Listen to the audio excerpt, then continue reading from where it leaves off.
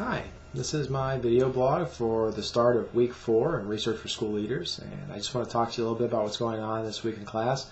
As you already know, it's peer review week, so while we have some readings going on, we're going to spend some time looking at action research, which is something that you're going to be familiar with from working in schools, and we're going to close the week with a chapter on measurement.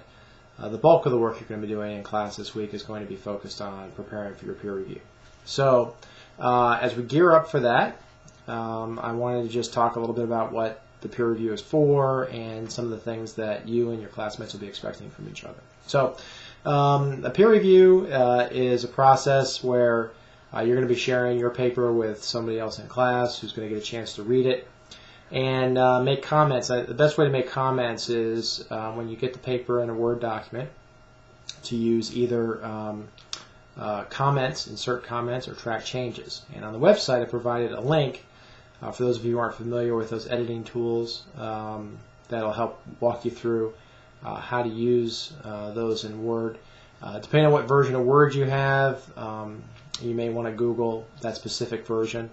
I think it's for 2003, the one I sent out, but for 2007 it's slightly different just in finding everything. But otherwise, what you can do is the same. So now, as far as what you're commenting on, I'd like you to focus on a few things. I talk about this online in the directions, but the mistake that sometimes students make is they get bogged down in just focusing on technical writing skills, grammatical errors, things like that. And that's important. It's good to have another set of eyes to review those types of things.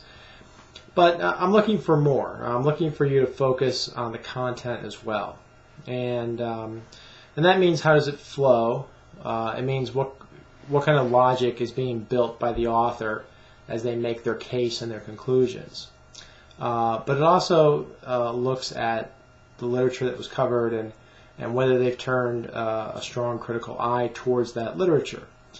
So you need to come in as a skeptic. Think about the book, The Gremlin. So you need to be the gremlin going into this. I'm going to look over these peer reviews myself and make sure that everything lines up with my thinking about the direction the paper should go in. But you're not assigning a grade. So feel free to offer suggestions. Remember, you're always you're providing a critique of the ideas, and you're not critiquing the individual.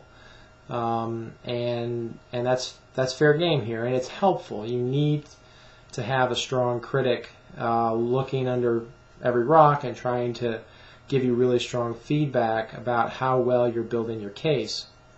And that's going to help you make your paper better. So I need you to do that for each other, and I'll be looking at how well you do that, and then I'll be jumping in myself and doing some of that as well. So I've tried to carve out a significant chunk of time so that you can be thoughtful about that and do a really good job on that for each other. And then with that in hand, then you're coming down the home stretch towards finishing this big project that you'll be turning in next week. Now, just so you know, we are going to have an Illuminate session this Thursday, and that Illuminate session this week is going to be you pairing up during that time with your partner. So what we'll do is I'm going to set up the session so that the Illuminate session is a good portal for you to do that. However, if there was some sort of technical problem, I'm going to also ask that you use email as a way to connect with each other. So you'll have each other's emails, and if at some point during Illuminate something goes wrong, you can always email each other and connect over the phone or do something like that. But I wanted to keep that Illuminate time to carve it out. Ideally, it does happen in Illuminate because I want to be able to bounce in and out of the sessions. So that's why we're doing it that way. And that'll be the sole purpose of the session, is to give you feedback on your paper. So if we are pretty quick about our administrative details and getting things set up, you should have about 25 minutes each where the sole focus is just on you and your writing. So that's our plan. And just so you know, in a very early email before the semester started, I had mentioned that some dates for the Illuminate sessions, and I included the last week of class.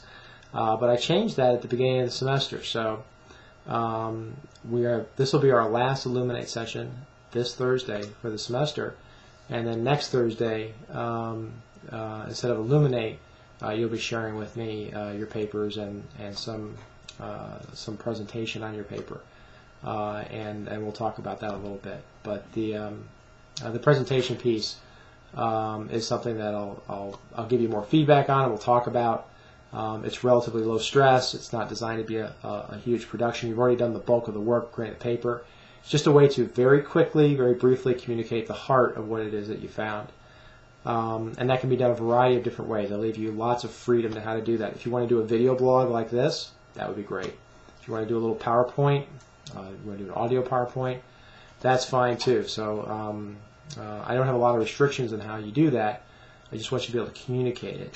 And like I said, more details to come. So I know you're all working really diligently on your lit reviews. I wish you the best of luck coming down the stretch. And as always, if you have any questions, feel free to contact me on the discussion board or by email. And look forward to seeing you online.